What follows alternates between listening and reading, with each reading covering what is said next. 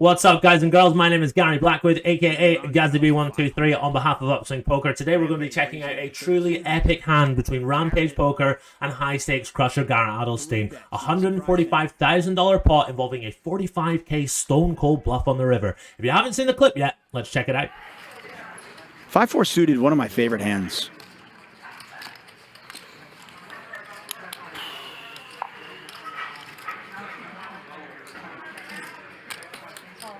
And apparently Rampage likes it too, as he opens and then calls the 3-bet. Action folds round to Rampage Poker and he opens 5-4 suited on the button. Completely standard open. I like his sizing.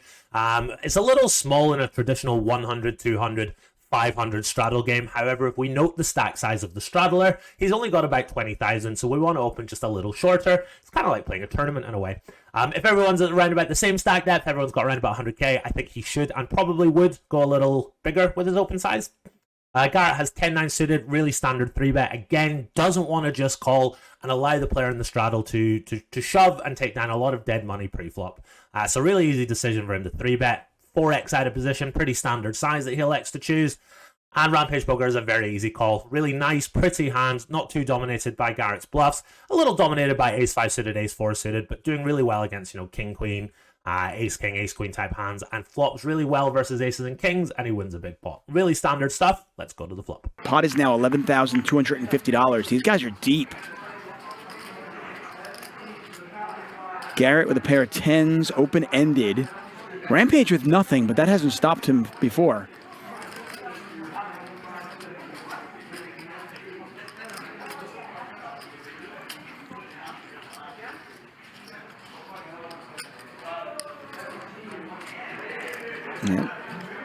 Yeah, Rampage bets 6,500, I believe. That's a big bet. It is a wet board, though.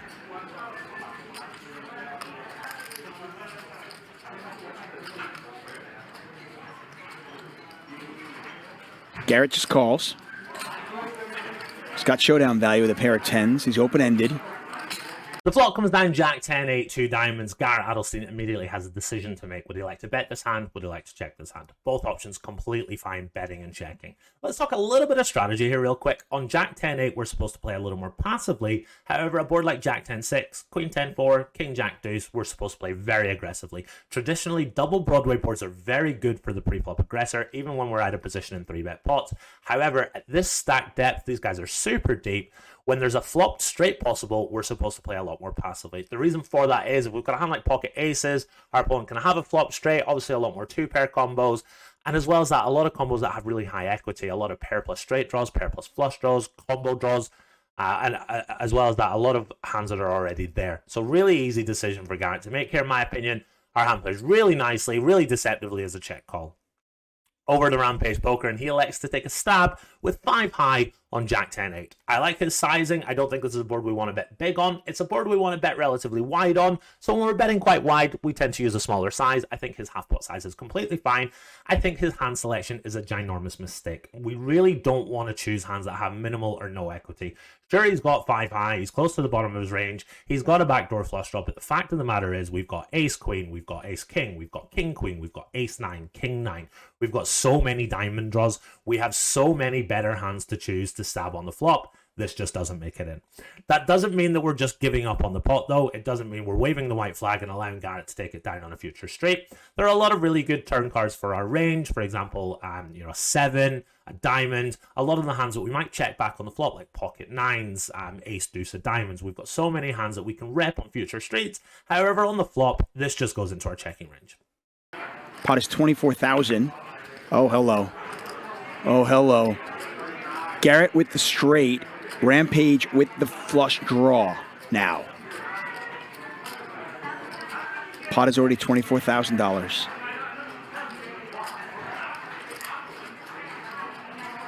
Talked about it earlier. Rampage certainly has heart. He needs one more, though.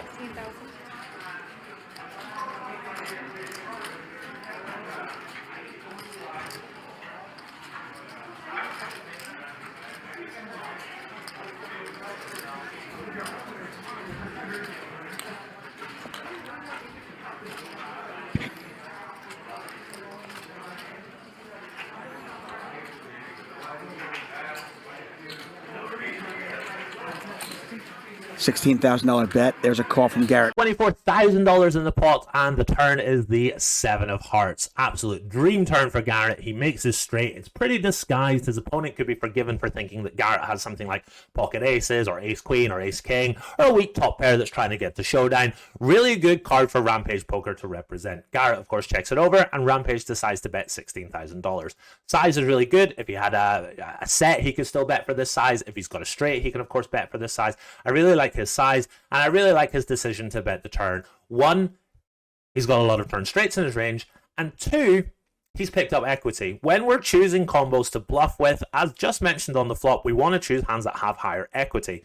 So we have minimal net equity on the flop. We shouldn't have stabbed, but as played, when we get to this turn, it's a good turn for our range. We've picked up equity. Let's go ahead and stab. Really good size. I'm certain Rampage Poker knows this. If he had turned a straight, this is the size that he would elect to choose. So it's really appropriate that he chooses this size with his bluffs as well. We want to be consistent. If you're in a spot and you're value betting, ask yourself, what size would I choose if I was bluffing? And if you're in a spot and you're bluffing, ask yourself what size you'd choose if you were value betting. Pot is now $56,000. Here's the river. Garrett's good. He checks. Rampage has 5 high. He can't beat the board.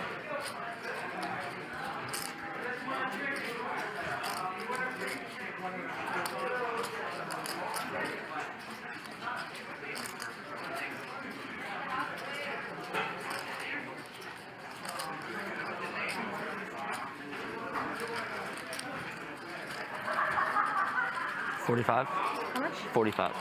45,000 from Rampage.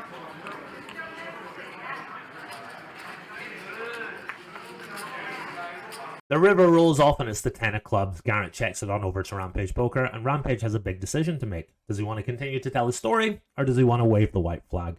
I gotta say, I didn't think the flop stab was great. I thought the turn stab was fine. The river bluff, absolutely fantastic. He throws out a whopping $45,000 river bluff with just 5 high. I really like this play for 2 reasons. First of all, he's at the bottom of his range. He can't get any lower than this. It's not like he can have 4 high or 3 high.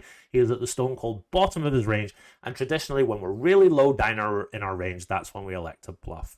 Secondly, and really important as well, he doesn't block any hands that he's trying to make fold. He doesn't block diamonds, which is really important. He doesn't block hands like aces or kings or queens.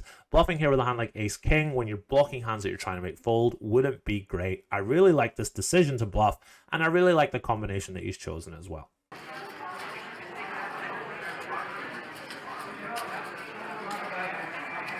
You're good. He makes the call.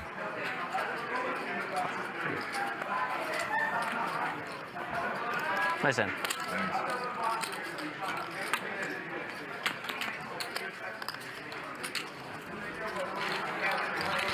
Aggression works until you walk into a player who has no fear and knows how to read hands. Garrett wins another monster pot. Garrett makes the call, he sees the good news, and he drags in a pot worth $146,000. This is all down to the way that he's played the hand. Pre-flop, of course, it's really important that we have hands like this in our range to give us board covers for when we get boards like this. He's got a decision to make on the flop. I like his decision to check. I know for a fact he would be betting really wide on a board like Jack 10-4, but he'll know that the more connected the flop, even if it's double Broadway or triple Broadway, we've got to be a little more passive and play some checks. Really nice decision to check this hand. If he had bet the flop, Rampage Poker probably folds and he wins a small pot. The fact that he's elected to check call the flop, check call the turn, and check call the river means that he allows his opponent to bluff the whole way and he gets paid on the river. Rampage Poker playing this hand just fine on 3 out of 4 streets. Unfortunately, when you're playing these stakes, one flop decision that goes the wrong way can cost you thousands of dollars by the river, as we've just seen. If he just decided to choose higher equity bluffs on the flop and check this one back, he could have saved himself a lot of money by the river. As for Garrett, really awesome decision to check the flop, protect his hand, and it disguises the strength of his hand on certain runouts that forces Rampage to bluff into him. Really awesome stuff. If you've enjoyed this video and you want to see more from me and Upswing Poker, click that sub button. We'll see you again very soon.